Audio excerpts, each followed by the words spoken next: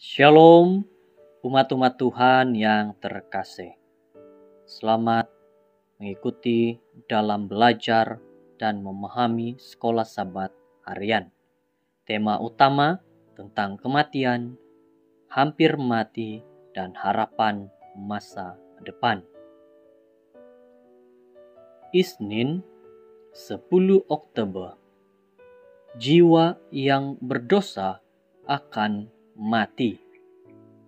Bacalah Yehezkel 10 ayat 4, 20 dan Matius 10 ayat 28.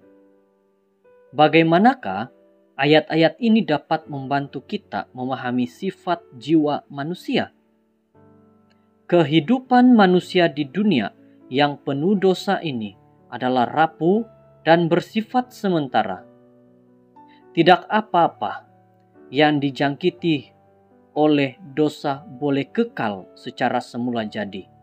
Sebab itu, sama seperti dosa telah masuk ke dalam dunia oleh satu orang dan oleh dosa itu juga, maka maut itu telah menjalar kepada semua orang karena semua orang telah berbuat dosa.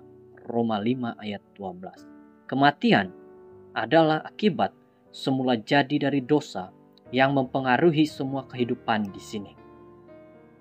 Mengenai perkara ini, terdapat dua konsep Alkitabiah yang penting. Salah satunya ialah manusia dan hewan sama-sama mati, seperti yang dinyatakan oleh Raja Salomo. Karena nasib manusia adalah sama dengan nasib binatang. Nasib yang sama menimpa mereka, sebagaimana yang satu mati, demikian juga yang lain. Kedua-duanya mempunyai nafas yang sama, dan manusia tidak mempunyai kelebihan atas binatang, karena segala sesuatu adalah sia-sia. Kedua-duanya menuju satu tempat, kedua-duanya terjadi dari debu, dan kedua-duanya kembali kepada debu.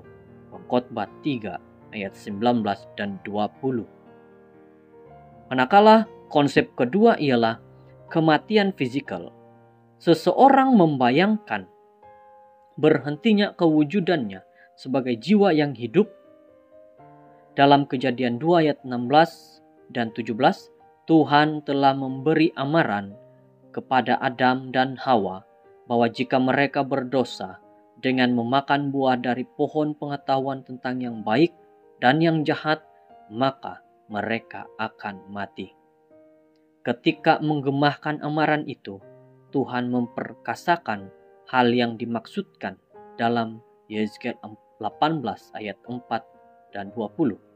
Jiwa yang berdosa akan mati. Kenyataan ini mempunyai dua implikasi utama. Satu, ialah karena semua manusia adalah berdosa. Kita semua berada di bawah proses penuaan dan kematian yang tidak dapat dielakkan. Implikasi yang satu lagi ialah konsep Alkitabiah. Ini membatalkan tanggapan populer tentang keabadian semula jadi jiwa yang sepatutnya.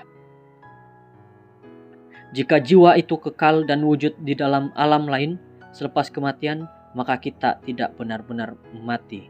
Bukankah demikian? Sebaliknya, penyelesaian Alkitabiah untuk dilema kematian bukanlah jiwa tanpa tubuh yang berhijrah sama ada ke surga atau ke api penyucian, atau bahkan ke neraka. Penyelesaiannya sememangnya kebangkitan terakhir bagi mereka yang mati dalam Kristus, seperti yang dinyatakan oleh Yesus dalam khotbahnya tentang roti kehidupan. Sebab inilah kehendak Bapa-Ku, yaitu supaya setiap orang yang melihat Anak dan yang percaya kepadanya beroleh hidup yang kekal, dan supaya Aku membangkitkannya pada akhir zaman. Yohanes 6 ayat 40. Mengapakah jaminan mengenai kedatangan kedua yang dipastikan oleh kedatangan Kristus yang pertama?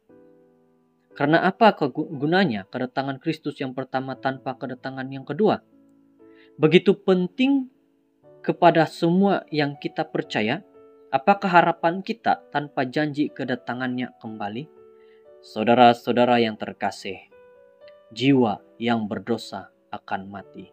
Ini bermaksud setiap manusia di dunia ini berada dalam berdosa dan semuanya akan mati. Tetapi kematian itu jangan disia-siakan, karena Yesus berjanji bahwa semua yang ada di dalam Tuhan akan bersama-sama dengannya pada saat kedatangan kedua kali. Mari tetapkan iman kita dan terus berserah kepada Tuhan. Terima kasih, kiranya kita bertemu lagi di dalam pertemuan Sekolah Sahabat Harian kita pada besok. Tuhan memberkati.